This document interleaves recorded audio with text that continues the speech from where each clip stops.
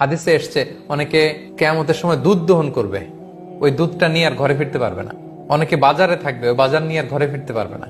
অনেকে গোসল করবে আর ফিরতে পারবে না। অনেকে ক্ষেত খামারে চাষ করতে গিয়েছে আর ফিরে আসতে পারবে না। যে যেই মুহূর্তে আছে এমন সাডেনলি আকস্মিক ভাবে কিয়ামতের বিভীষিকা গ্রাস করবে, আপনি কিছু বলেও যেতে পারবেন না কাউকে যে এটা সেটা। আল্লাহ বলেন যখন আসবে বলে কয়ে আসবে না, ভয়ঙ্কর ভাবে সেটা আসবে।